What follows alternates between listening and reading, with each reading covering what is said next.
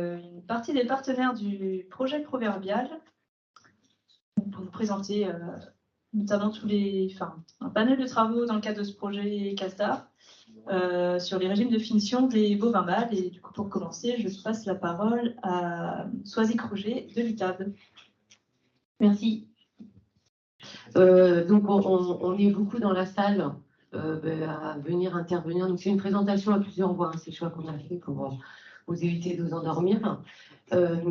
Du collectif Proverbial, donc juste deux mots sur. Je dirais deux mots après. Et là, plutôt sur la structuration de la présentation. Donc, elle va se présenter en deux parties, avec d'abord Soisic qui va intervenir sur l'observatoire de l'élevage bio, donc actualisé des dernières données de MALS 21. Et puis ensuite, on vous présentera les travaux qui sont faits dans les stations donc bio et qui, dans le cadre du projet Proverbial. Voilà. Et puis ensuite, il y aura un petit temps de questions. Donc, on a prévu un peu plus d'1 heure d'intervention et on réservera plutôt les questions pour la fin, si ça ne vous ennuie pas. Merci Marion Quetzel de l'IDEL qui pilote le projet Proverbial. Et du coup, je poursuis avec la partie dont j'ai la charge de faire la présentation. Donc pour ma part, Soisic Roger de l'ITAB, coordinatrice du pôle élevage. Et dans le projet Proverbial, on a la charge à l'ITAB, en partenariat avec le service économie de l'IDEL, en la personne de Eva Groens, de piloter l'observatoire de l'élevage bovin à l'étang bio. Et du coup, dans le cadre du projet Proverbial, on tâche de donner un aperçu de la destinée des mâles dans la filière bovin à l'étang bio. En introduction, savoir d'où viennent les données qu'on vous présente aujourd'hui. Il s'agit d'un appariement de données de plusieurs bases de données que sont les données de la base BDNI d'identification bovine, des données d'abattage également de la base Normabev et enfin des données issues de l'agence bio. J'ai déjà dit, le travail est réalisé, les données sont beaucoup brassées par Eva Groens du service économie de l'IDEL. On va couvrir une période qui part de 2010 et qui arrive jusqu'à 2021 avec la limite de la mise à jour des données 2021 parce qu'il y a toujours un temps de récupération et de traitement des données qui est certain. Et surtout, le point important de cette introduction, c'est que dans ce qu'on va vous présenter, on vous donne des données sur les fermes qui sont certifiées en bio et qu'on est pratique agriculture biologique. Mais par contre, on n'a pas de données sur la destinée et la valorisation des animaux qui sont sortis de ces fermes. Donc, c'est pas parce qu'ils sont élevés en bio et qu'ils quittent la ferme avec le label bio qu'ils sont forcément abattus sur des chaînes bio, ni même vendus en bio, et encore moins pour l'ensemble de l'animal.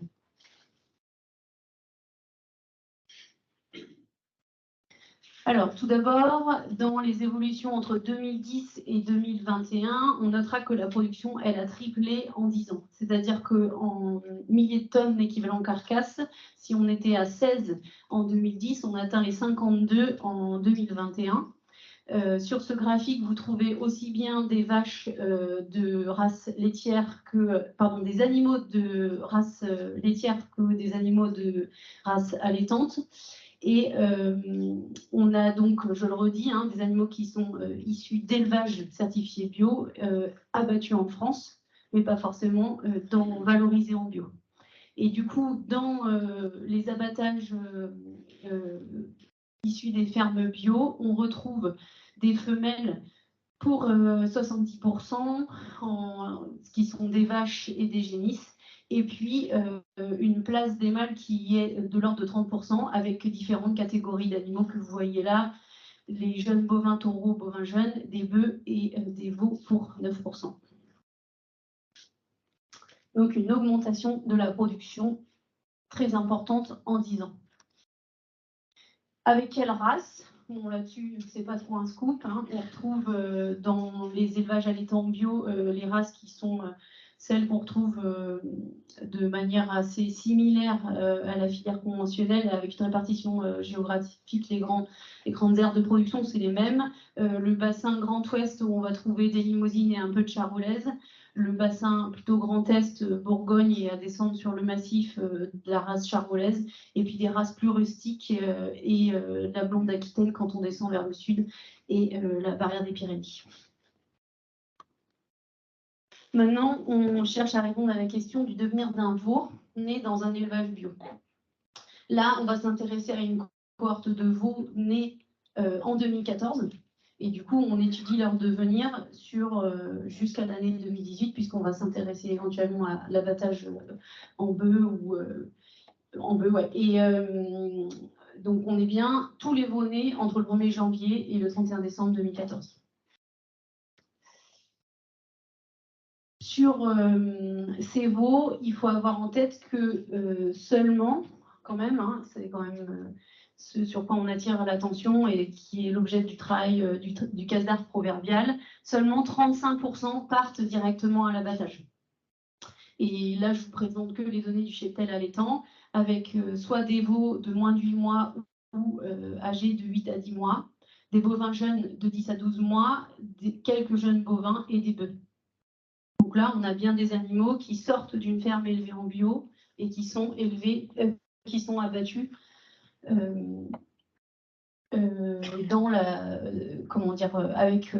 sortant de cet élevage-là, immédiatement en sortant de cet élevage-là. Et à l'inverse, 60% quittent la filière bio, puisqu'on va en avoir 39% qui sortent en maigre et qui sont vendus vers le conventionnel en restant en France, et 20% qui partent à l'export, à l'international.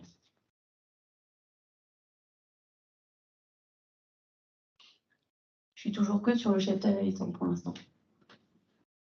Si maintenant j'ajoute le cheptel laitier, le schéma est exacerbé. Pas un scoop.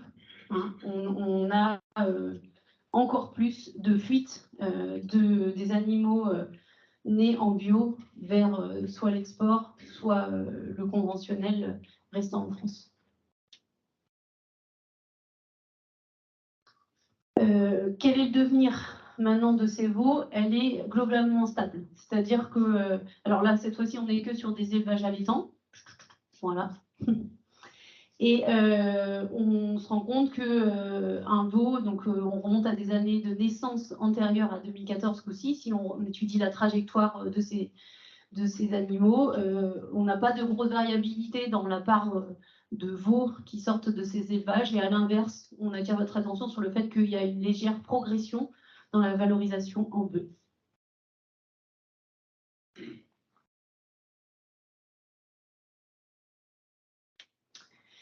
Du coup, d'où l'idée du CASDAR, du projet proverbial, qui est de dire on essaye de limiter la fuite des animaux qui ont été élevés sur une ferme en bio vers le conventionnel. Et plutôt que de les avoir à l'export ou vendus en conventionnel en maigre, eh bien on essaye d'étudier des pistes qui permettraient d'avoir des bœufs rajeunis, des jeunes bovins, des très jeunes bovins, voire des veaux lourds, pour les maintenir avec une valorisation en bio. Et selon les zones test dans le CASDAR proverbial, on va avoir une orientation testée plutôt vers des veaux ou de très jeunes bovins. Et à l'inverse, ça c'est en Occitanie, pardon, et à l'inverse, sur la zone massif centrale, on sera plutôt vers des bœufs.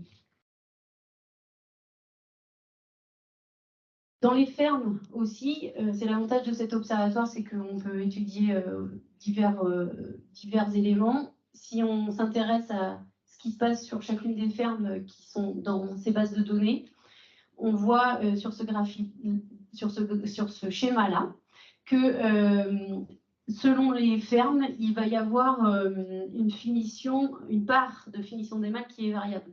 Pour 44% des fermes en bovins allaitant bio, il y a moins de 10% des mâles qui sont finis.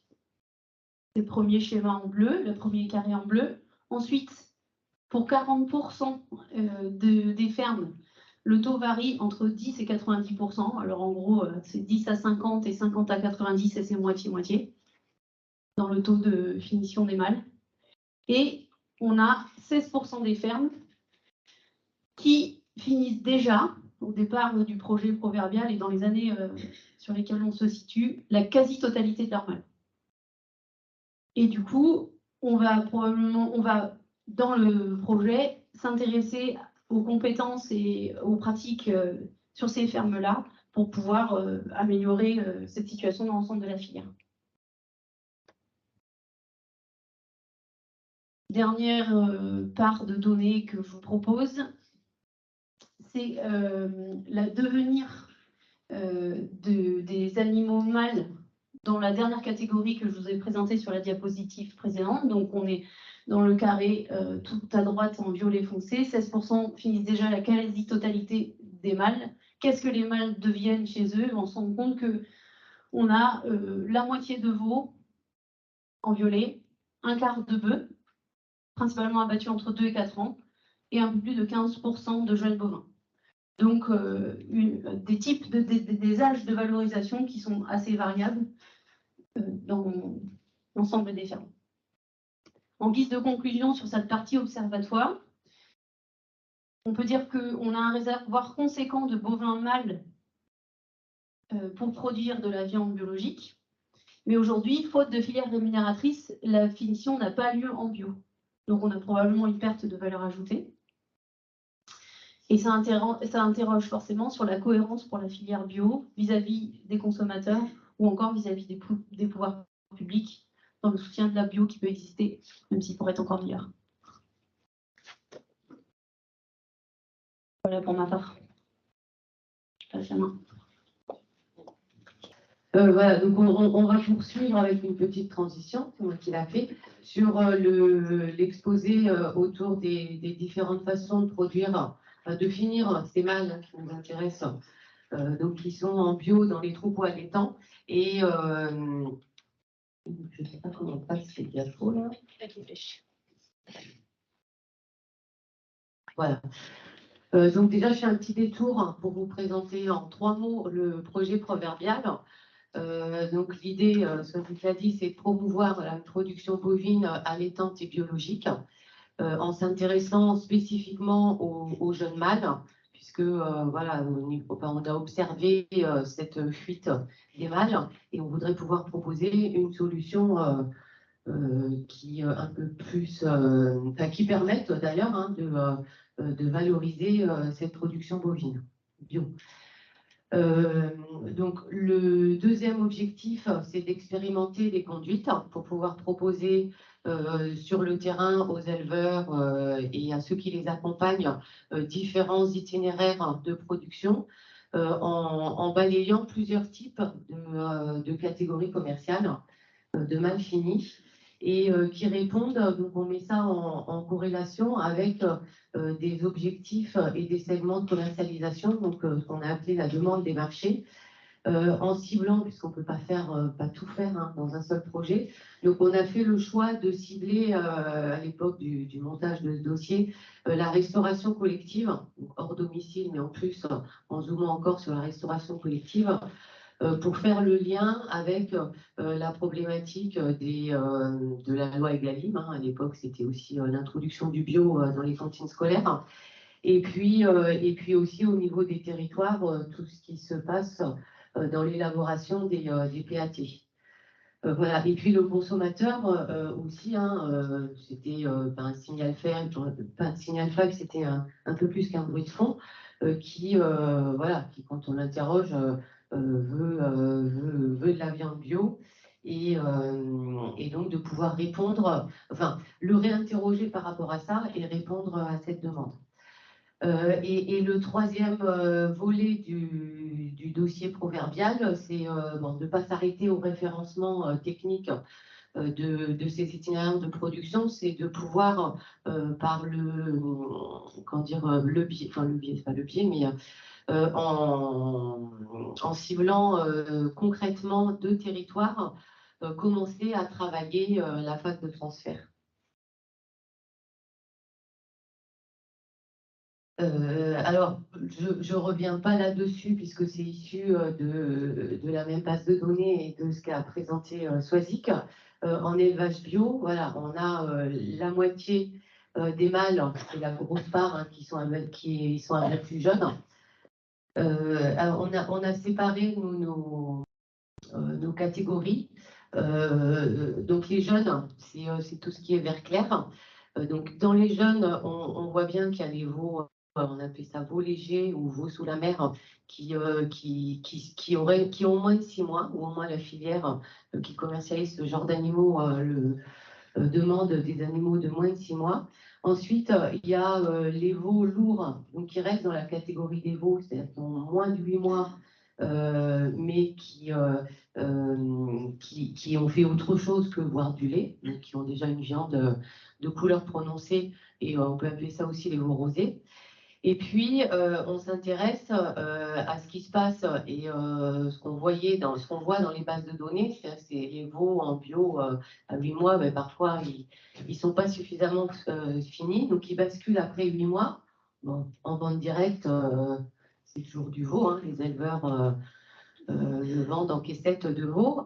Donc on les voit bien dans les bases de données, sauf qu'au niveau de la filière, ils basculent sur une catégorie très jeune, enfin jeune bovin, d'ailleurs au niveau de la réglementation. Et donc c'est cette catégorie-là, enfin ces deux catégories-là auxquelles le CASDAR proverbial s'intéresse en termes de référencement d'itinéraires de production. En même temps, on voit bien que en bio, dans une exploitation d'élevage, il y a quand même moins de spécificité qu'en conventionnel, que les productions sont plus diversifiées, s'adaptent aussi peut-être aux années et à la ressource. Et du coup, le proverbial s'intéresse à la, comment dire, c'est pas, enfin, à la continuité ou je ne sais pas comment le dire, à toutes les possibilités voilà, offertes qui permettent de finir l'animal mâle sur différents types de catégories commerciales et quelque part leur complémentarité. Voilà, donc on va du veau léger au veau lourd et un peu plus lourd et jusqu'au bœuf rajeuni dont Torini permet de référencer et les itinéraires et avec également des fermes commerciales qui viennent aussi alimenter les itinéraires, la description des itinéraires. Alors, on a fait le choix aussi dans Proverbial d'aller directement au consommateur pour faire des tests de ce qui est produit. C'est une action qui est importante et donc qui est un gros volet du dossier avec l'organisation de 4 tests. Donc il y a eu des tests qui se sont déroulés cette année et puis un deuxième qui va avoir lieu la semaine prochaine en restauration scolaire et puis 2 autres tests en restauration d'entreprise avec l'idée de travailler l'équilibre carcasse en proposant à la restauration scolaire plutôt les avants et du coup là on a fait le choix de leur proposer des steaks hachés et puis en restauration d'entreprise donc valoriser davantage les arrières en proposant des pièces à griller. Donc il y a 4 tests qui sont prévus et qui sont en cours et pour vous donner quelques résultats, voilà, le premier test qui a eu lieu a été réalisé sur des scolaires de lycée, donc de 15, un panel de 15 à, alors il y a un peu d'étudiants, mais BTS en lycée agricole, donc jusqu'à 20 ans, une vingtaine d'années, 22 ans, et puis quelques enseignants qui passaient par là. Ils ont été réalisés à partir d'une mêlée issue de prélèvements sur 10 animaux qui ont été produits dans les stations et puis chez un éleveur, avec voilà, des carcasses qui allaient de 120 à 220 kilos. Bon, voilà, pour ceux qui s'intéressent à la fabrication, donc fabriquer à partir de moitié viande fraîche, moitié viande congelée, parce que c'est pas toujours très facile de programmer les abattages pour pouvoir faire la préparation sur un seul jour. Et puis, donc ces steaks ont été dégustés avec, vous voyez à côté là, de la purée. Bon, je vais trop vite. Et on a interrogé les consommateurs, donc non pas en comparatif avec un steak de référence et puis le steak qu'on voulait tester, mais chacun avait dans son assiette un steak sans savoir lequel il avait. Et puis, ils avaient une fiche à remplir sur leur perception donc, du steak haché qu'ils avaient par rapport à celui dont ils avaient l'habitude de consommer. Donc là, vous avez en photo les 2 steaks qui ont été proposés à la dégustation. Et puis, au-dessus, le graphe de présentation. Donc, c'est un résumé, hein, on a beaucoup de données. Donc, c'est l'aspect, il y a des questions sur l'aspect du steak, donc le visuel avant dégustation, et puis une fois que le steak était dégusté. Donc, au visuel, voilà, on voit hein, que le steak bio, bon, on ne leur a pas dit hein, qu'il était bio, ils ne savaient rien, c'était une dégustation à l'aveugle. Donc, a été moins bien noté que le steak que les élèves avaient l'habitude de consommer. Bon, on le voit, hein, l'aspect, on voit que sur la couleur, c'est pas tout à fait les mêmes. Et puis, par contre, à la dégustation, le steak proverbial bio est sorti avec une note un petit peu meilleure. Donc, on n'a pas fini les traitements statistiques. Mais voilà, en moyenne, il ressort au niveau du goût et du ressenti des élèves comme au moins aussi bon, et voire meilleur que celui qu'ils ont l'habitude de consommer. Voilà. Donc ça, c'est une partie de ce qu'on teste. Et puis, on a un questionnaire aussi qui veut approcher d'autres éléments en influence de la perception de la qualité de la viande au travers ce qu'on a appelé les qualités extrinsèques. Et là, on interroge sur voilà, qu'est-ce qui est important pour vous en tant que consommateur. Alors là, sur un public scolaire, c'était pas trop bienvenu, ou les questions sont pas toujours à propos parce que c'est pas eux qui vont acheter la viande. Par contre, voilà, ils nous ont répondu, alors c'est des jeunes, hein, c'est intéressant, avec un biais qui n'est pas des moindres puisque c'est lycée agricole. Donc, ils étaient assez peu sensibles au bio. Par contre, pour eux, ils accordent beaucoup d'importance dans l'ordre de priorité, donc la rémunération des éleveurs, c'était du corporatisme quasiment, mais c'est très bien. Et voilà, sur des critères locaux d'origine, savoir d'où vient la viande, et puis le respect du bien-être animal. Voilà, donc des bons résultats préliminaires sur ces tests de dégustation, puisque voilà, on présente la viande dans ces conditions de dégustation et que au niveau gustatif, eh bien, elle passe très bien. Alors ces steaks hachés, hein, sans surprise, ils sont pas très gras, ils étaient à 7% de matière grasse. Et puis, ben voilà, sur la couleur, comme c'est une viande assez jeune, on avait un visuel couleur un peu moins pigmenté. Voilà, donc maintenant, vous allez avoir la présentation du dispositif expérimental et puis des résultats, et je passe la parole à Aurélie.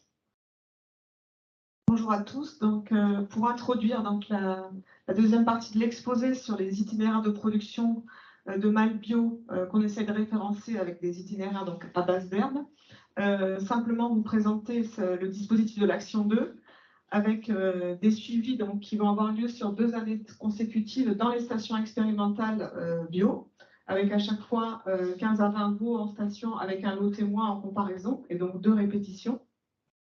Donc ça va se faire, enfin ça c'est fait, c'est en cours, il y a une première série, il y a une deuxième série qui a déjà démarré. Donc ça se fait donc à la ferme expérimentale de Torigné d'Anjou. Donc là, comme on l'a vu précédemment, on va essayer d'avoir dans ces essais toute la gamme de bovins mâles bio qui sont produits en France, en illustrant ça avec des itinéraires dans les stations et les fermes commerciales. Donc à la ferme de Torigné, donc ce sera des bœufs croisés rajeunis, voilà, autour de 24 mois, un peu plus jeunes, avec un croisement, et dans une zone voilà, de ressources fourragères, plutôt de plaine et de culture fourragère. Donc on va illustrer à chaque fois différents types d'animaux et aussi différentes conditions de ressources fourragères pour les produire. Alors, la deuxième ferme expérimentale, donc c'est la ferme expérimentale des Bordes, qui participe aussi au dispositif, là avec des très jeunes bovins ou des veaux sevrés de moins d'un an, ça dépend comment on les appelle, en race limousine, donc là dans une zone plutôt de plaine herbagère et de polyculture élevage, donc avec des ressources fourragères un petit peu différentes. Et troisième station expérimentale, donc engagée dans le projet, c'est la station de l'INRAE de l'Accueil. Donc là aussi avec des très jeunes bovins, du croisement qui est testé, un croisement donc salaire-angus, avec aussi là une variation de plus avec à la fois des mâles qui sont entiers et des mâles qui sont castrés, comme on le verra tout à l'heure, et dans un contexte là herbagère un peu différent, donc une zone plutôt très herbagère et en zone de montagne humide. Donc ça, c'est pour la partie station. Donc c'est ces résultats préliminaires qui vont vous être présentés juste après. Mais en complément, c'était pour préciser aussi qu'il y a des suivis et des observations qui sont faites également dans des fermes, dans des élevages, qui ont un historique bio assez conséquent et qui produisent donc des mâles bio, de différents types de mâles. Donc on a 8 fermes commerciales voilà, dans lesquelles on a des suivis. Qui sont réalisés par des conseillers qui sont certains d'entre eux dans la salle. Donc dans l'Allier, avec 2 fermes, voilà, sur une zone plutôt herbagère et avec des plaines séchantes. On a des suivis également donc, sur la zone Nouvelle-Aquitaine, des coteaux séchants du Limousin, avec la structure Bio Nouvelle-Aquitaine qui est engagée dans le projet. La Chambre de l'agriculture du Tarn, sur des systèmes là, de très jeunes bovins aussi ou de veaux lourds dans des zones plutôt de coteaux séchants et avec de la polyculture élevage. Et enfin, plus au sud, dans des fermes aussi des Pyrénées-Orientales avec bovins croissance locale qui suit donc des fermes plutôt dans des zones de haute montagne sur des veaux jeunes et plutôt légers. Donc voilà, ce dispositif, il se poursuit aussi sur 2 années de suivi et d'observation avec des éleveurs qui sont partenaires et des conseillers de ces structures. Et donc, l'ensemble de ces suivis qui se passent en ferme expérimentale ou en élevage, il a pour objectif donc, de dresser un panorama des conduites possibles pour tous ces animaux bio. Et donc, on a donc la représentativité de l'ensemble de ce qui peut se faire, comme on l'a vu dans ce qui est réellement produit. Avec des veaux très légers conduits un peu sous la mer, des veaux un peu plus lourds qui ont moins de 8 mois ou qui ont un peu plus de 8 mois. Et ensuite des très jeunes bovins donc voilà, qui vont avoir entre 8 et 12 mois. Et enfin jusqu'à des bœufs plus rajeunis qui vont être suivis voilà, en station et en ferme également. Donc toute la gamme de ce qui est produit en bio est représentée et va être suivie et décrite dans ces essais. Donc, Merci. Alors, donc, je me présente pour commencer, Antoine Buteau. Je suis ingénieur fourrage chez Arvalis Institut du Végétal et donc je suis en charge des essais zootechniques sur la ferme expérimentale des Bordes. Et donc, je serai avec Bernard Sechat qui présentera les résultats pour l'INRAE de l'Accueil. Donc, nous, on a synthétisé nos résultats puisque vous verrez, on a des itinéraires de conduite qui sont assez semblables. Donc, on vous les présente pour les 2 stations en même temps. Donc, nous, l'objectif, comme ça a été dit, c'était de produire des veaux, des très jeunes bovins de moins de 12 mois. Donc, que ce soit nous au bord avec nos limousins purs ou à l'INRAE de l'Accueil avec les croisés salaire-angus. L'objectif, c'était pour les... donc, nous, les veaux, ils naissent plutôt dans l'hiver, donc janvier-février. Au départ, ils sont vraiment sous la mer jusqu'au sevrage, sans aucune complémentation. L'objectif, c'est vraiment de maximiser l'herbe au maximum et de maximiser le lait aussi des mers au maximum. Donc en fait, jusqu'au mois de septembre-octobre, ils vont être sous les mers sans aucune complémentation céréale. Et c'est uniquement au sevrage, donc qui est intervenu plutôt en septembre pour les bords et plutôt en octobre pour l'accueil. C'est à ce moment-là qu'ils vont passer du coup à l'enrubanage d'herbe et complémenter avec du méthaïgrain.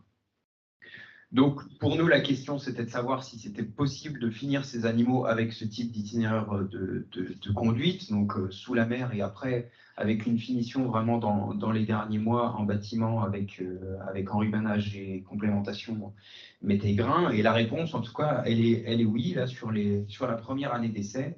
Pour nos 2 stations, il a été possible de finir ce type d'animaux. Donc le schéma expérimental, c'est le suivant, je ne redétaille pas parce que je vous ai déjà pas mal dit. Donc des vélages entre le 25 décembre et le 1er mars. Pour l'INRAE de l'accueil, donc castration de la moitié des veaux avant les 2 mois de vie. Sur les bords, les veaux n'ont pas été castrés du tout. Mise à l'herbe la plus précoce possible, donc en 2021, c'était sur la 2e quinzaine d'avril.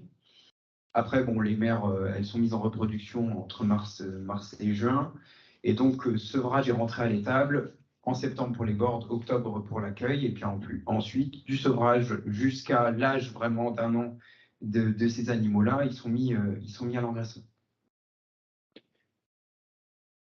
Du coup, donc on a fait des bilans alimentaires pour ces animaux-là, donc parce que pour des animaux très jeunes comme ça, on n'avait pas énormément de références sur l'ingestion entre 9 et 12 mois pour ce type d'animaux. Donc sur les 2 stations, l'ingestion elle est comprise entre 7 et 9 kg de matière sèche par animal, avec une grande part quand même qui est constituée d'enrubanage. Entre 5 et 6 kg de matière sèche par jour d'enrubanage dans les rations, et ensuite complémentation avec du méthaïgrain, donc entre 2 et 3 kg de matière sèche par jour, sachant qu'évidemment, comme le cahier des charges le prévoit, il faut limiter la complémentation à 40% de l'ingestion journalière, d'où cette ingestion entre 7 et 9 kg par jour et par animal. Et donc, au total, on a des animaux qui vont avoir ingéré, alors que ce soit eux directement ou leur mère pendant la période hivernale, ils vont avoir ingéré en moyenne 320 kg brut de concentré. Donc 360 au bord et 380 à l'accueil. Donc le delta, en fait, ça se joue surtout sur la durée d'engraissement, puisque nous, au bord, on a sevré quasiment 1 mois plus tôt qu'à l'accueil. Donc ils ont été complémentés quasiment un mois de plus. D'où cette différence-là. C'était en dessous des 40%, c'était plutôt autour de 30. Oui, on était même plutôt à 30%. Oui. Donc, pour aller au bout du bilan alimentaire, donc, par rapport à nos fourrages et nos méthaïgrains, évidemment, on a fait analyser ces aliments-là. La grosse différence qu'il y a eu entre nos 2 stations, c'est la qualité de l'enrubanage qui a été utilisé. Comme vous le voyez à l'accueil, il y a eu un enrubanage qui a été récolté de bonne heure et de très bonne qualité, puisqu'il était à 0,92 USV par kilo de matière sèche, donc une densité énergétique vraiment très très bonne pour ce type d'enrubanage, une EMAT quasiment à 15% de la matière sèche. Et pour les bords, bien, comme nous en 2021, le mois de mai a été très pluvieux, alors pour la pousse de l'herbe c'était très bien, mais pour les récoltes un peu moins. On a récolté notre enrubanage fin mai, et donc un enrubanage à 13% de EMAT et surtout à 0,7 UFV par kilo de matière sèche. Donc une densité énergétique vraiment beaucoup plus faible qu'à l'accueil. Au niveau du méthaïgrain, en revanche, on est sur des méthailles assez similaires, un peu plus riches en protéines pour l'accueil que pour les bords, mais en termes d'énergie assez proches. Du coup, au niveau de la ration totale apportée, pour l'accueil, on avait un apport d'UFV par kilo de matière sèche autour de 0,96, donc c'est ce qui est préconisé à chaque fois qu'on fait de l'engraissement. Et puis nous, au bord, on était en dessous de ça, à 0,83 UFV par kilo de matière sèche. Et ensuite, quand on regarde les ratios PDI sur UF, sur lesquels on est très vigilant pour de l'engraissement, on se situe bien entre les 90 et 100 grammes de PDI par UF dans les 2 cas. Donc, la conclusion en tout cas de ça, c'est qu'au bord, nous, on a produit un fourrage qui était vraiment trop pauvre en énergie. Et donc, ce manque d'énergie n'a pas été possible, comme vous allez le voir, on n'a pas pu compenser ce manque d'énergie avec le métail grain dans la limite des 40% d'ingestion de concentré par jour. Alors qu'avec à l'accueil, vous verrez que ce fourrage de très bonne qualité, évidemment, a donné lieu à de très bonnes performances. Donc, les performances, on y arrive. Donc, les croissances, naissance, sevrage. Donc, vous avez en orange et en rouge les performances des limousins des bords. Alors, là, c'est naissance, sevrage. On a les résultats pour cette année. Donc, on vous a mis les résultats de 2021 et de 2022. Donc, on voit quand même qu'on a des bonnes performances naissance, sevrage qui vont de 1100 à 1300 grammes. Avec 1300 grammes pour les salaires Angus en 2022. Alors, faut pas s'attarder sur la comparaison entre les races. Là, on est plus sur le fait qu'ils ne sont pas conduits sur les mêmes exploitations, donc on peut avoir des différences de conduite. Ce qui peut expliquer un peu la différence, les GMQ supérieurs pour les salaires Angus par rapport aux Limousin, c'est que bon, les croisements salaires Angus, les mères sont des mères salaires, et le troupeau de l'accueil est plutôt performant en termes de production laitière. Donc, on n'a pas encore fouillé jusque-là, mais on peut supposer qu'une meilleure production laitière a entraîné un gain de croissance qui va de 100 à 200 grammes, sachant qu'un kilo de lait bu en plus, c'est 80 grammes de croissance en plus par jour. Donc, il peut y avoir un effet lait lié à la salaire, mais quand même des croissances qui sont tout à fait satisfaisantes, naissance sevrage. Alors, on voit un petit décrochement des castrés en fin de, à peu près à partir de, il n'y a pas de pointeur, à peu près à partir de là. On l'a constaté les deux années, donc c'est plutôt en fin de période avant sevrage. Et pendant la période d'engraissement, on verra tout à l'heure que le décrochement se fait. Donc, les non castrés ont des meilleures performances que les castrés, mais ça c'est connu. Donc voilà pour les performances naissance-sevrage. Donc ce qu'il faut retenir, c'est qu'on a quand même des performances qui sont tout à fait correctes pour les animaux, je rappelle, conduits sans concentrer jusqu'au sevrage. Et ça, c'est lié à la fois à la gestion, les bonnes gestions du pâturage et à la production laitière des mères. Là, s'il y a un message à retenir, c'est celui-ci, c'est qu'on peut arriver à faire des performances allant jusqu'à 1300 grammes sans concentrer. C'est des performances qu'on trouve avec, dans des exploitations qui mettent des nourrisseurs, voire même inférieures à ça. Donc, pour ce qui est, pardon, je vais trop vite, des croissances à l'engraissement. Donc, les animaux ont été, comme vous l'a dit Antoine, ont été sevrés à 9-10 mois. Puis, on débuté la période qu'on appelle d'engraissement, où là, on a complémenté avec le méthane. L'objectif, donc, c'est abattage avant l'âge anniversaire de 1 an. Quel que soit le poids, il y a notre détail, ça c'était un résultat. Il fallait absolument les abattre à 1 an pour qu'ils puissent classer encore dans la catégorie des veaux. Donc, des performances à l'engraissement, là, vous avez toujours en orange les limousins des bords, et en vert clair et vert foncé, les castrés et non castrés de l'accueil. Donc, là, pareil, je ne dirais pas de comparaison de race. On a vu tout à l'heure qu'il y avait des problèmes, des qualités de fourrage qui étaient très différentes entre les deux stations. Et là, ça ressort évidemment là sur les performances, puisque sur les salaires Angus non castrés, on a pu faire des performances, on a pu faire atteindre des GMQ de plus de 1600 grammes, qui est quasi des performances qui sont faites en JB avec des rations maïs. Donc, on n'en est pas très loin. Donc, surtout sur des animaux plutôt de race rustique, donc qui ont plutôt des performances un petit peu inférieures à des charolais ou à des races eurasiennes. Donc, on est sur des très bonnes performances. On voit donc qu'on peut engraisser des animaux avec des régimes à base d'herbe et avec des régimes avec plus de... On était à 70% d'herbe dans la ration. Donc, une autre information, mais ça, on le sait, c'est que bon, les castrés ont eu des performances inférieures à même régime, puisque les castrés non castrés étaient tous les deux lots étaient à l'accueil conduits de la même façon. Donc, on voit qu'on a 300 grammes, à peu près 300 grammes d'écart. Bon, ce n'est pas des lots très importants, parce qu'on avait 17 animaux, donc 8 castrés, marqués 9 non castrés, ou au contraire, je ne sais plus. Mais bon, des petits effectifs, donc c'est à voir si ça se confirme cette année, mais on peut penser que ça va se confirmer. Donc, des GMQ malgré tout assez importants, entre 1000 grammes et 1600 grammes. Bon, 1000 grammes, on vous l'a dit, c'est pour des raisons de qualité de fourrage, mais avec des très bonnes performances et qui sont le reflet de la qualité des fourrages, de l'effet du croisement, et puis on verra pour la finition, une meilleure finition pour les animaux castrés, mais c'est la diapo suivante. Donc là, ça c'est le bilan des abattages. Donc les animaux ont été abattus, donc je vous l'ai dit, à un âge de 1 an, en dessous de 1 an. Vous avez l'âge, vous l'avez, 353 jours pour les castrés, 357, donc des âges similaires, et 360 pour les limousins. On est en dessous d'1 an, c'était l'objectif. Avec des durées de finition qui sont différentes, puisque au bord, on avait commencé au mois de septembre, alors que nous, on a commencé au mi-octobre. Donc, on a une trentaine de...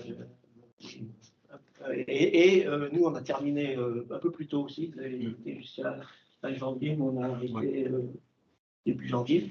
Donc, à l'arrivée, on a 40 jours d'engraissement en plus pour les bords. En termes de classement de conformation, on est sur des conformations moyennes, on est sur... Enfin, classique, peut-être en limousin, je ne sais pas, je ne connais pas trop le classement. Mais c'est pour ce qui est du salaire et du croisement salaire, on est sur des classements, le R égale R+, c'est ce qu'on trouve régulièrement. On a très peu de U dans ces catégories-là. Des poids carcasses qui vont de 250, ils sont assez similaires, entre 250 et 270 kg. Et des rendements qui sont classiques aussi, même classiques pour du JB, pour des jeunes animaux, entre 56 et 58%. Le rendement commercial, c'est le poids de carcasse froide sur le poids vif de l'animal. Et alors pour l'accueil, on a la chance d'avoir un abattoir expérimental, donc on a abattu nos animaux dans notre abattoir expérimental, donc on a quelques données supplémentaires, notamment sur les gras. Et c'est là où on voit que, alors on n'a pas la comparaison avec les limousins, mais on a la comparaison castré-non castré, ou l'effet castration. Je n'ai pas encore traité statistiquement les résultats, mais on voit une différence au niveau du gras d'émoussage et du gras total des animaux, donc des castrés qui sont sortis plus gras. Alors on l'a, sur les premiers éléments, on ne l'a pas trop vu sur le persillé, les animaux sont encore jeunes, et le persillé, le gras intramusculaire, c'est le gras qui se dépose en dernier. Donc, on n'a pas trop vu sur ces animaux-là de dépôt de gras. Vous avez des photos en dessous, c'est quand même une viande qui est rouge clair, mais quand même, pour des animaux aussi jeunes, qui est quand même un peu rouge. Un gras qui a été classé jaune pâle. Peu de persillé, c'est ce que je vous ai dit. Le marbré, c'est le gras qu'on trouve aussi dans le gras qu'on voit sur la photo, là, sur le morceau. Quasi pas de marbré, des carcasses plus lourdes pour les non-castrés, et un état d'engraissement supérieur pour les castrés. Malgré tout, c'est une viande qui semble, pour des animaux aussi jeunes, qui semble être tout à fait correcte. Puis on l'a vu sur la dégustation, où il n'y a pas eu tellement de différence de fait au niveau du goût entre du bœuf traditionnel et ces jeunes animaux. Les premières conclusions, c'est que, bon, on l'a dit, engraisser des animaux à l'herbe, oui, c'est possible. Des animaux jeunes à l'herbe, oui, c'est possible. Par contre, ça demande quand même un certain nombre de technicités, notamment une combinaison d'une bonne production laitière des mères et d'un pâturage de très bonne qualité. Ce qui veut dire qu'il faut travailler sur le pâturage, faire du pâturage tournant, faire sortir les animaux très tôt, donc avoir une conduite assez stricte du pâturage. Il faut récolter des fourrages de très haute qualité. Donc ça passe par une récolte précoce, et ça passe aussi par des techniques de récolte appropriées, c'est-à-dire éviter de trop faner le foin. Sur l'accueil, on n'a pas utilisé de matériel, il n'y a eu aucun retournement des foins. Donc on fauche, on endaine le jour de la récolte et on enrubane. C'est les seuls travaux qui sont faits sur les foins. On a aussi, à l'accueil, fait du sursemis de trèfle violet pour apporter des protéines. Donc, ce qui explique la qualité des fourrages qu'on a pu obtenir. Donc, l'importance du pâturage, l'importance de la production laitière et l'importance de récolter des fourrages de très bonne qualité. Et ben, ainsi, on arrive à diminuer la part concentrée, et puis en particulier la part protéines, et notamment les protéines qui peuvent rentrer en concurrence avec l'alimentation humaine. Donc des poids de carcasse qui sont très satisfaisants pour des animaux de cet âge-là, de moins d'1 an, qui se nourrissent à base d'herbe. Un effet castration, ça je l'ai dit, des poids inférieurs avec des animaux plus gras. Et puis une viande relativement rouge, un état d'engraissement satisfaisant, mais peu de persil.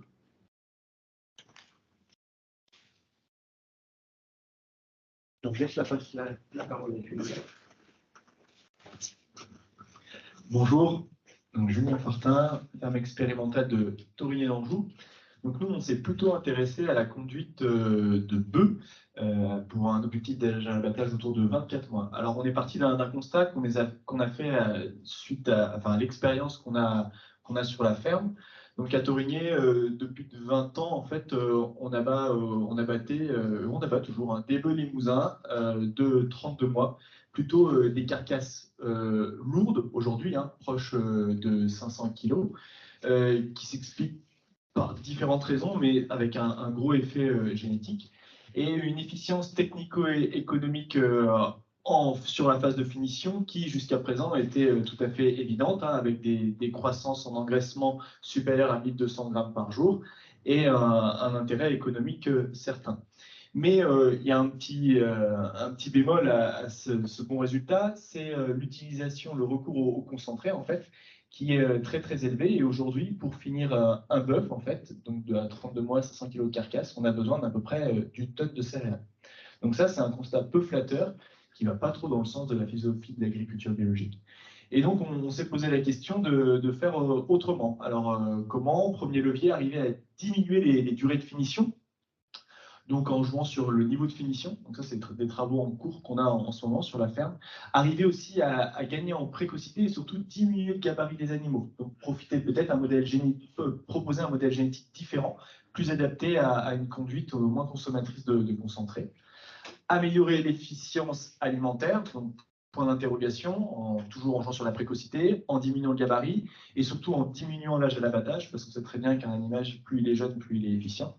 Et enfin, dernier challenge, c'est avec ce petit cahier des charges, arriver à produire une viande correspondant aux attentes sociétales. Donc aujourd'hui, le consommateur bio, il veut plutôt des petits morceaux qui tiennent dans une barquette. C'est-à-dire qu'un bœuf de 500 kg, ça fait une entrecôte large comme ça. Donc il n'y a pas grand monde en fait aujourd'hui dans les consommateurs bio qui mangent des entrecôtes comme ça. Donc arriver à diminuer le gabarit, produire toujours une viande de qualité, bien sûr, et augmenter la part d'herbe dans la ration. Donc par rapport à ce cahier des charges, on s'est dit il y a un volet, il y a une issue, c'est peut-être de revoir le modèle génétique. Donc travailler sur un produit dit terminal issu d'un croisement entre une génisse de race limousine et un père de race Angus. Alors pourquoi la race Angus? Parce qu'une race reconnue pour ramener de la précocité en gras, dans la capacité des animaux à déposer du gras facilement, et qui s'accompagne aussi d'un gabarit beaucoup moins important que celui de la race limousine. Alors comment on l'a fait à l'échelle du troupeau, comment on l'a mis en place à Torigné? On a utilisé ce croisement uniquement sur les génisses qui sont mises à la reproduction sur la ferme. Et toutes les génisses sont mises à la reproduction pour un premier vélage à 24 mois. D'accord? Avec l'idée, du coup, de produire des animaux croisés et entre 24 et 27 mois. Donc ça, c'était les hypothèses initiales. Et entre 350 et 400 kg de carcasse. Ça aussi, c'était les hypothèses initiales. Vous allez voir que ça a un peu bougé. Et donc le tout sans remise en cause du troupeau souche. Donc ça, je passe rapidement. Vu qu'on fait cet accouplement uniquement sur les génisses, en fait, le reste du troupeau est conduit en race pure, ce qui ne remet que très légèrement en cause le fonctionnement du troupeau. Ça joue juste légèrement sur le taux de renouvellement. Et le tout sur nos 2 périodes de vélage, puisque le troupeau de la ferme, il est organisé en 2 périodes de vélage. Donc du coup, 2 périodes de vélage, du croisement. Donc on a travaillé pour établir 2 itinéraires techniques sur ces animaux croisés. Alors le premier qui concerne les animaux nés à l'automne. Donc les vélages à Torigné, c'est septembre-octobre. Donc là, la conduite théorique, je vous la décris. Donc septembre-octobre, mise bas au pâturage. Après, les vaches du 1er novembre jusqu'au 1er mars sont conduits en bâtiment. Donc les veaux croisés sont aussi en bâtiment. Ces veaux disposent de foin à disposition, du lait de la mer et d'un apport en concentré. Et après, vers le mois de mars, mise à l'herbe avec un pâturage qualitatif jusqu'à début juillet, sans complémentation, bien sûr. Et après, en fonction des étés, soit donc un sevrage au mois de juin, et en fonction des étés, une conduite soit sur stock, soit au pâturage. Donc bien souvent, hein, c'est plutôt 3 années sur 5, c'est sur stock.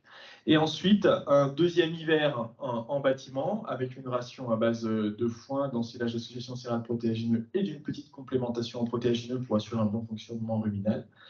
Enfin, retour à l'herbe à 18 mois au mois de mars, pour un engraissement à partir de début juillet, qui correspond sur notre site en fait, au moment où l'herbe ne pousse plus, n'est plus de qualité suffisante pour assurer une conduite pleine au pâturage des animaux.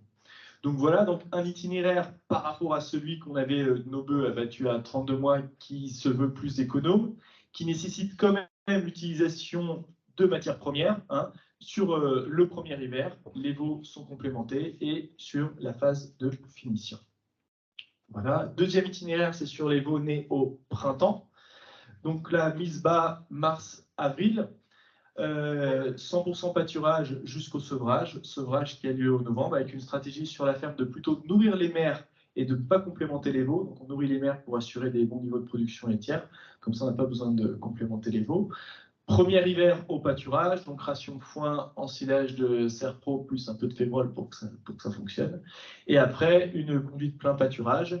Et dernier hiver, retour en bâtiment pour une finition cette fois-ci à partir du mois d'avril, avril, mai, juin, au pâturage, avec une complémentation en céréales sur cette phase d'engraissement. Donc là encore, un itinéraire qu'on va qualifier d'économe, qui nécessite par contre l'utilisation de protéagineux, surtout sur les 2 phases hivernales. Parce qu'en fait, on n'arrive pas à équilibrer nos rations qu'avec du fourrage. Et ça, si on ne mettait pas ce protéagineux, ça entraînerait une sous-valorisation du fourrage. Et encore une fois, une utilisation de triticale poids sur la phase d'engraissement en complément du pâturage. Donc voilà les 2 itinéraires. Les premiers résultats, alors attention, ce sont des résultats intermédiaires, hein, des choses à valider, à répéter dans le temps. Donc 2 saisons de vélage, l'automne, le printemps. Depuis le début, on parle que des mâles. Il y a des mâles et des femelles. Dans les bises bas, on n'arrive pas à contrôler le sexe. Hein. Enfin, je ne pense pas qu'il y ait quelqu'un qui y arrive. Donc, du coup, je vous présente les résultats des mâles et des femelles. Donc, sur l'automne, en fait, on a des poids de naissance sur nos animaux croisés autour de 35 kg, donc soit 5 à 6 kg inférieurs à ceux qu'on a en race limousine. Ça permet vraiment de sécuriser les conditions de mise bas. Et malgré un vélage à 2 ans, en fait, les conditions de mise bas sont identiques à ce qu'on pouvait faire par le passé pour une mise bas à 30 mois. Donc, plutôt quelque chose d'intéressant qui s'explique par le poids de naissance. Des sevrages plutôt tardifs, hein, à plus de 9 mois, parce qu'on profite vraiment du maximum de l'herbe au pâturage et on sert des animaux quand la qualité de l'herbe commence vraiment à diminuer, en qualité et aussi en quantité. Donc ça fait des sevrages autour de la mi-juin.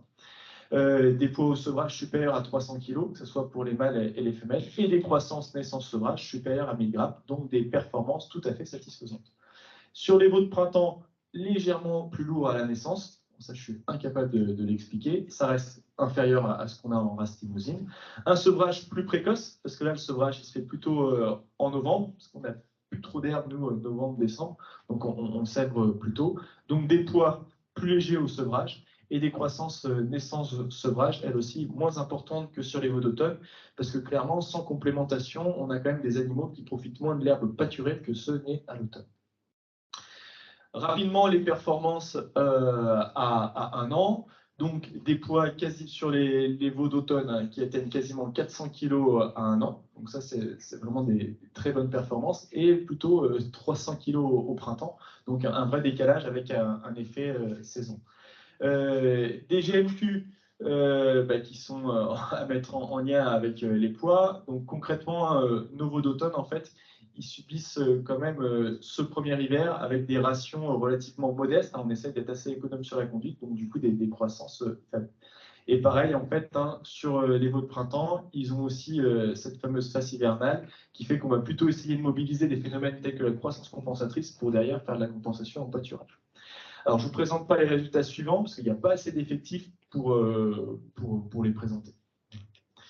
Alors, première série qui a été jusqu'à la phase de finition et d'abattage, c'est des veaux nés au printemps 2020, avec une phase d'engraissement du coup ce printemps, à partir du 1er avril, avec un régime à disposition, donc herbe pâturée plutôt de qualité, hein, au bon stade, plus 2 kg de céréales. L'engraissement, il a duré 71 jours, pour un abattage moyen des animaux à un peu plus de 26 mois.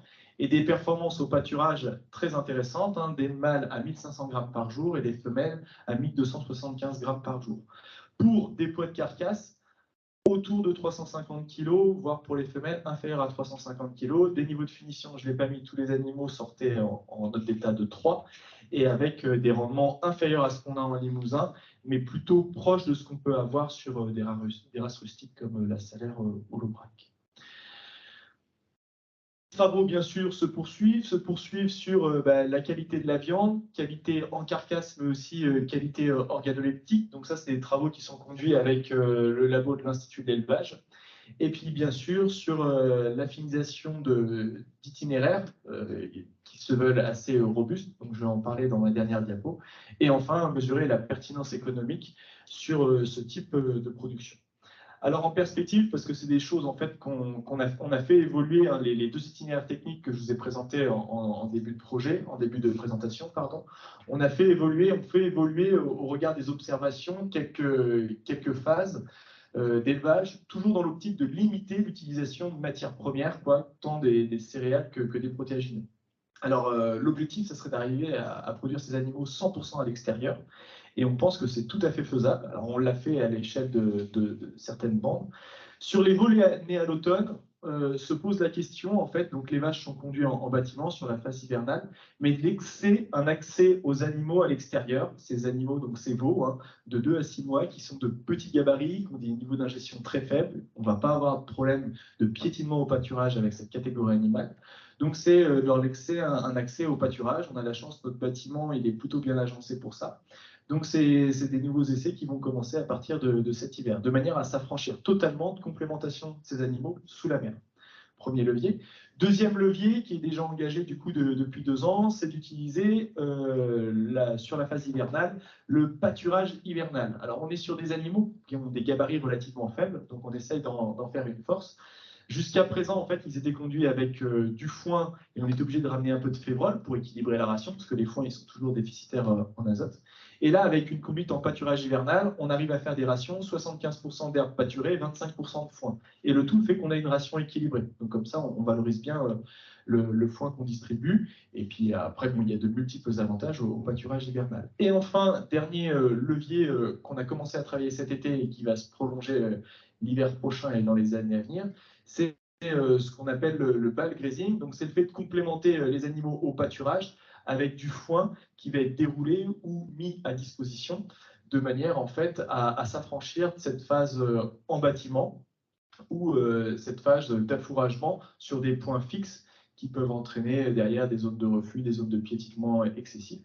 Donc ça, c'est des travaux qui sont en ce moment conduits sur la ferme. L'objectif étant de s'affranchir de toute complémentation des animaux, à l'exception de la phase d'engraissement, où malheureusement, aujourd'hui, pour le moment, en tout cas, on n'a pas trouvé la solution pour s'affranchir de cette complémentation en céréales.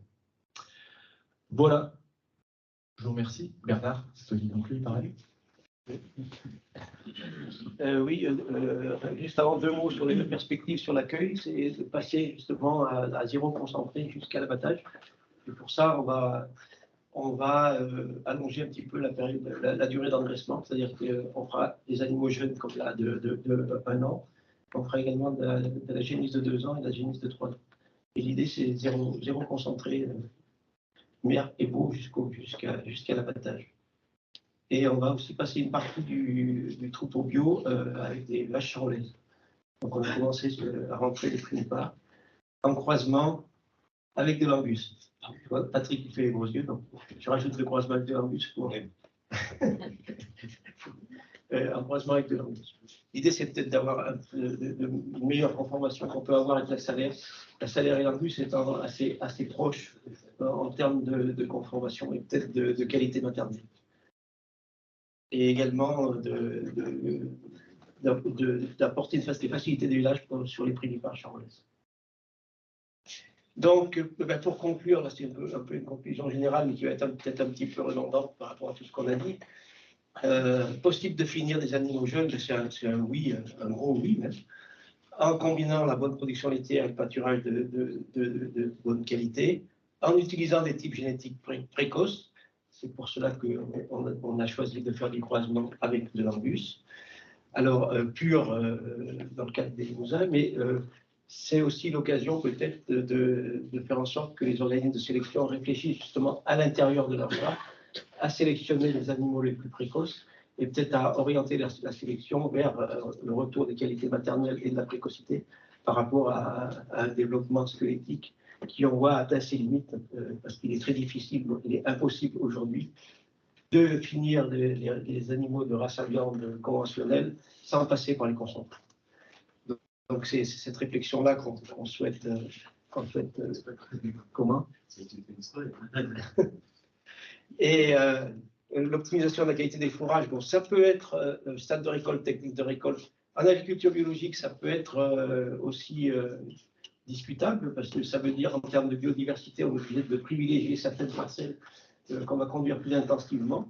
Donc là, c'est une réflexion aussi qu'on souhaite avoir à l'accueil, je suppose qu'ailleurs c'est pareil, sur comment trouver le juste équilibre entre à la fois performance des prairies de fauche et conserver quand même une biodiversité.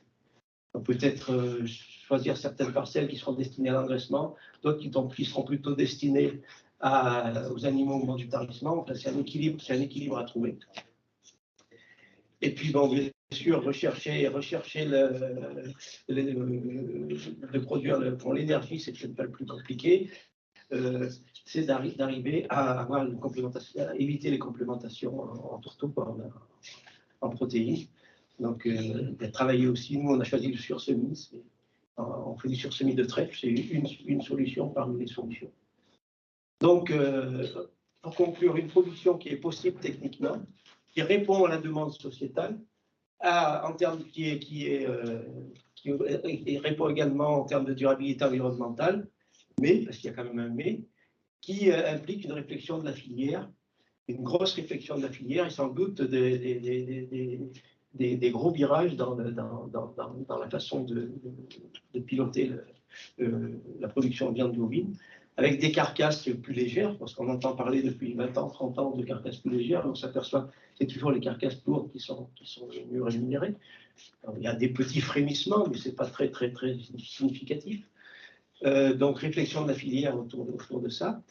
La précocité des races, si on ne veut pas aller jusqu'au croisement, puisque on sait qu'en France, tout le monde est attaché à la race pure. Donc, réflexion sur cette précocité des races.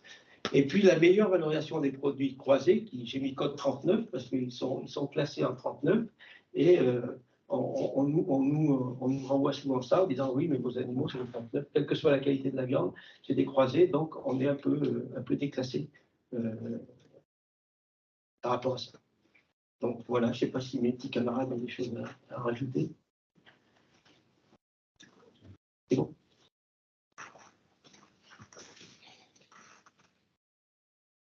Et on attend vos questions, vos remarques.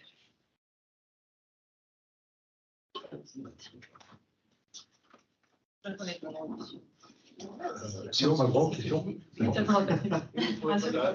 Non, c'est une question sur donc la première partie, là. Le fait, effectivement, d'essayer d'engraisser ces 70% de mâles qui ne sont pas valorisés dans le circuit bio, de les engraisser. C'est à l'heure actuelle, sur le marché de la viande bio, est-ce qu'il y a de la viande bovine bio importée pour répondre à la demande, oui ou non? Et sinon, si on engraisse tous ces mâles, est-ce qu'il y a un marché pour toute cette viande bovine bio? Et de combien de mâles on parle finalement? Parce que finalement, c'est la même problématique qu'en conventionnel, où ce n'est pas 70%, c'est en gros 50%, 40 à 50% des mâles qui sont faits en broutard à exporter. Mais bon, par contre, il y a de l'importation de viande de vaches laitières de réforme qui viennent des partenaires européens. Donc là, est-ce que c'est la même problématique et qu'est-ce qu'on va faire de ces mâles? J'ai pas la réponse, forcément.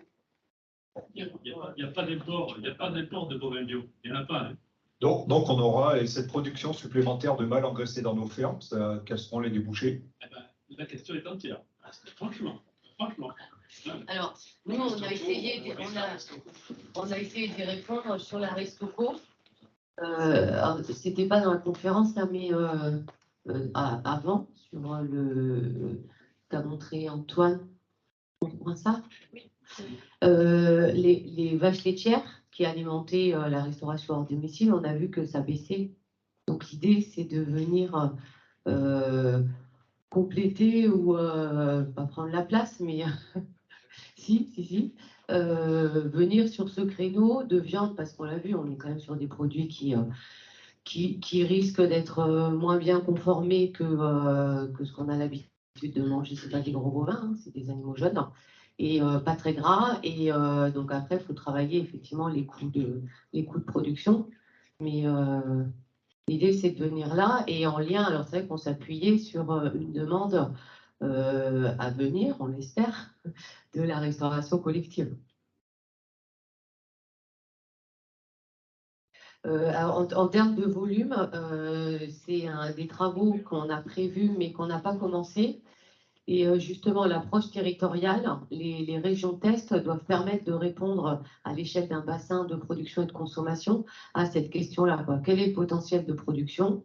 Et sur le bassin de consommation, en reprenant voilà, des PAT qui seraient dans les tuyaux ou des besoins de cantines collectives de la région ou d'intercommunalité, de voir effectivement au bilan si on est raccord ou pas du tout. Voilà, et pouvoir en macro essayer de chiffrer ça sur 2 territoires. Donc réponse à venir. Après, en complément, je pense que ce qu'il faut se dire, c'est que quitte à ce que demain on soit sur une valorisation bio, enfin, l'enjeu c'est pas tant qu'il y en ait plus demain, c'est que ceux qui restent soient mieux valorisés dans la filière bio. Mais je crois pas que l'objectif cherché et réfléchi dans le casar proverbial et l'avenir même pour la filière bovin allaitant, ce soit demain de se dire qu'il y en ait plus. C'est plutôt que ceux qui sont là sont mieux valorisés en bio, donc une logique par rapport à là où ils ont été élevés, et qu'ils le soient le plus à l'herbe, CF, les présentations qui ont précédé, qui ont conclu.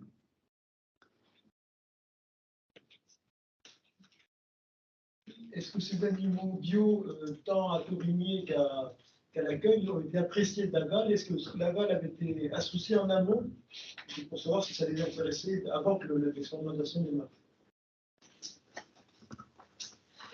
On sent la question.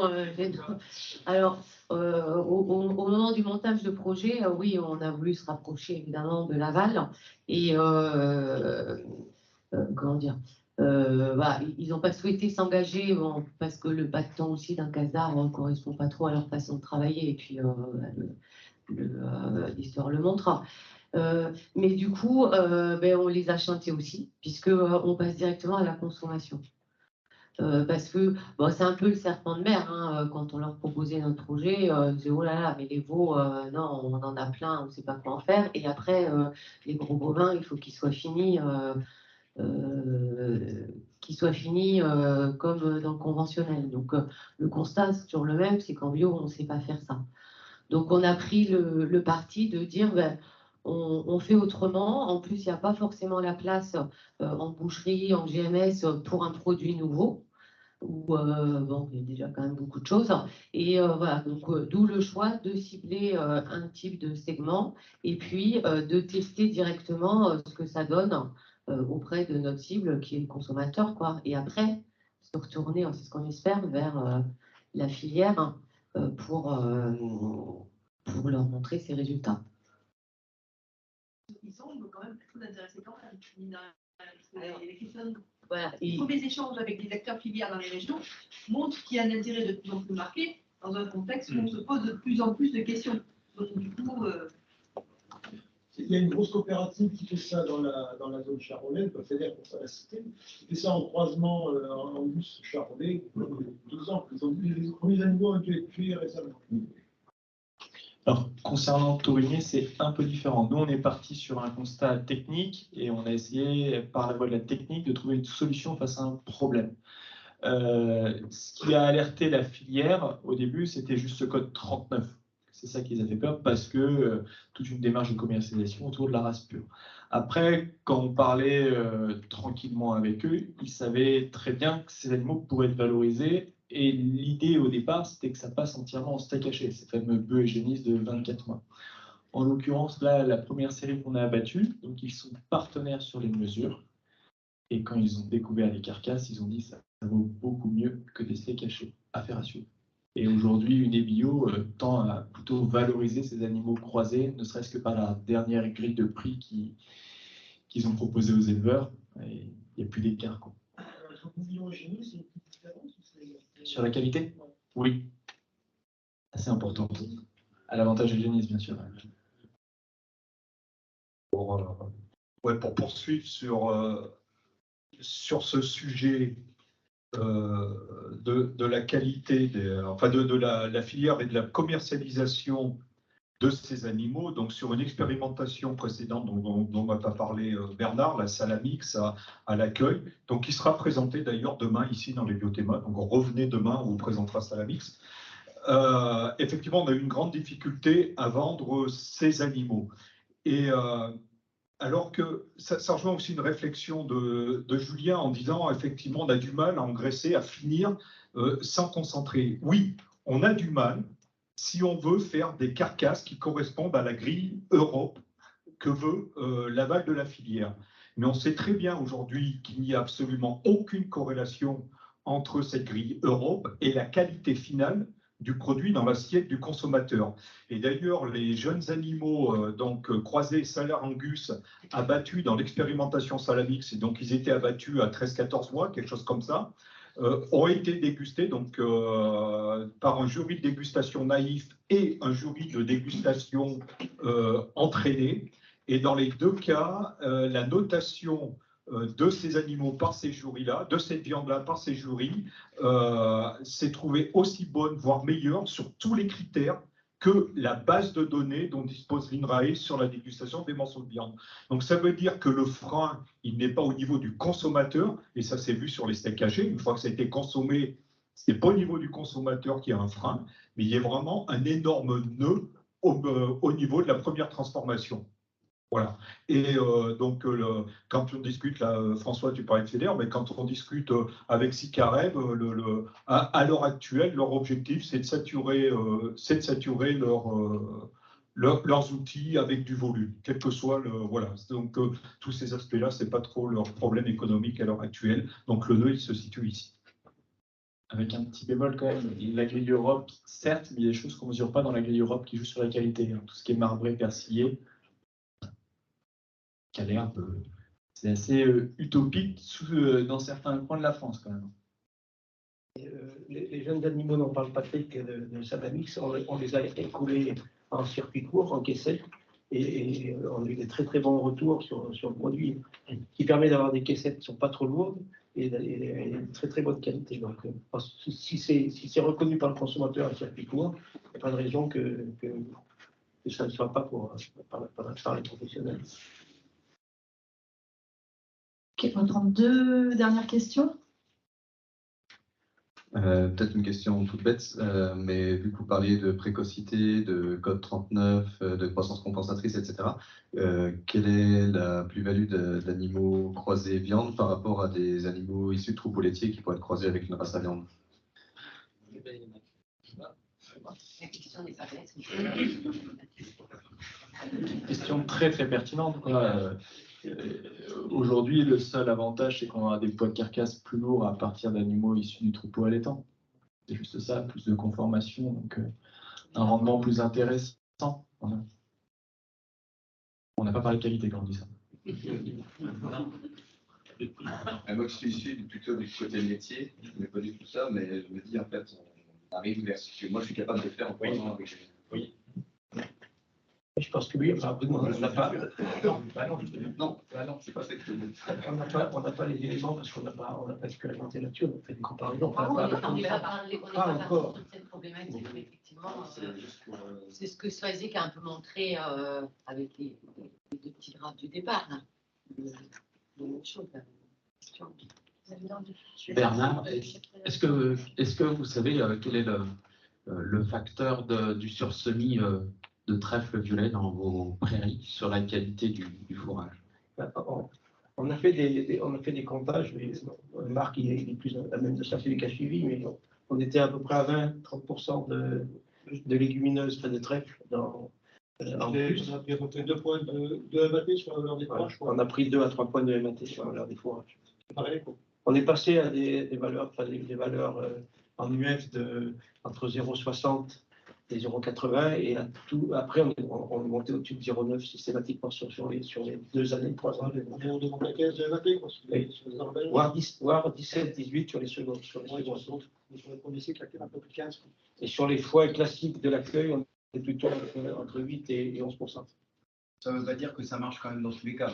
Non, attention. Alors attends. Le résultat de l'accueil et il y a des essais qui sont en cours pour étudier le sursemis un peu plus précisément dans d'autres stations et les résultats peuvent être beaucoup plus mitigés. Ouais. Pour la première année, ça a été catastrophique. Et puis deuxième année, après deuxième année, on a eu une saison pluvieuse, je crois qu'il y a eu du trèfle partout. Donc, et puis cette année, c'est la 3e année. On a encore eu à peu près 20-30% de trèfle. Pour ce qui est sursemis, on a fait 2 parcelles le même jour. Il y en a une qui avait mieux répondu que l'autre. En ayant le même traitement, on n'a pas trop su. C'est assez aléatoire. Oui, c'est assez aléatoire, il ne faut pas en Si je profite du monde avant une question technique, là, donc nos 2 bœufs proverbial Angus, là, ils ont 19 mois, ils vont rentrer en engraissement bientôt. On a trouvé un acheteur qui va, comme l'année dernière, racheter nos Angus à 4 mois. Et l'acheteur, il dit, vous me les finissez au foin sec, vous mettez, je ne veux pas voir d'enrubanage. Par contre, il va nous donner 6,50 pour nos Angus. Okay, mais il a exigé ça. Pourquoi? Parce que la viande se garderait moins. Alors, moi, on dit c'est du fantasme, c'est pas vrai. Est-ce qu'il y a des gens qui ont des billes là-dessus? Alors, bon, on va s'exécuter, hein. On va mettre du foin sec. Mais c'est un truc dans les campagnes qui tourne. Ah bah, à 6,50, tu mets du foin sec, c'est sûr. Quoi. Non, on va le faire, on va lui donner c'est faux, quoi. Il y a eu l'Institut de l'élevage a fait plein d'essais, il y a des rations à base de maïs, à base d'herbe, tout ça. Circulaire, rien à voir, tant que la densité énergétique, c'est la même. Alors, il y a juste, plus les régimes à base d'herbe permettent d'avoir un gras d'une couleur un peu différente. Voilà, sur la couleur du gras, ça peut jouer.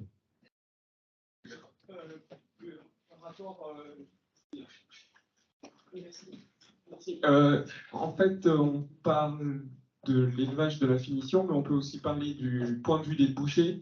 Et pour le coup, beaucoup de bouchers nous ont dit qu'ils ne voulaient pas de fourrage fermenté en finition. Donc voilà. Il n'y a aucune donnée objective dans la littérature qui dit en fait. Ah oui, mais même comme les bouchers, c'est les premiers à dire le bœuf c'est moins bon que les femelles. Il y a des essais qu'on fait en ferme expé qui disent le contraire, qui ne sont pas encore publiés, ça va arriver. Voilà, les bouchers, c'est aussi un peu particulier quand même, c'est assez opaque. Non, mais je suis d'accord, mais il n'empêche que le client est roi, et si on recherche cette clientèle-là, il faut. Si je peux me permettre une autre remarque par rapport à, j'ai entendu de ci, de là, on ne peut pas finir des animaux à l'herbe 100% jusqu'à l'abattage. Il se trouve que je fais partie du groupe Pâture et Papy qui met en avant ces pratiques-là, bio et 100% à l'herbe. Et les éleveurs du groupe finissent tous leurs animaux avec un état d'engraissement 3, qui est ce qu'il est parce que c'est un outil qu'on ne maîtrise pas, mais avec des animaux engraissés à l'herbe jusqu'au bout, sans souci. Toute l'année? Toute l'année. Et là, on parlait bien des animaux proverbiales, donc des animaux très jeunes. On le fait sur des génies, on le fait sur des mâles et des génies de 2 ans. De 3 ans, on finit parfaitement, on arrive à des notes d'état d'engraissement à 20 mois de 3,5, 3,8 en croisement. Là, on parlait d'animaux très jeunes.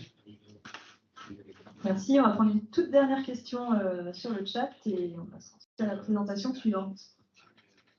Alors, j'ai une question de Elie Siokou. Des idées de ce que pourrait donner des croisements entre des races tardives avec de l'Angus?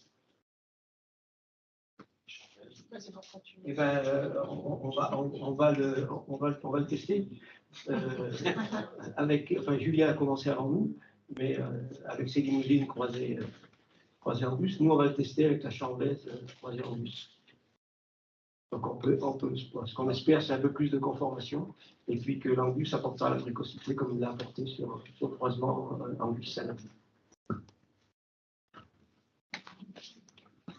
Ok, très bien, merci toute l'équipe ou presque de Proverbial. Donc on va passer à la suite, donc avec une intervention d'Émilie Ollion.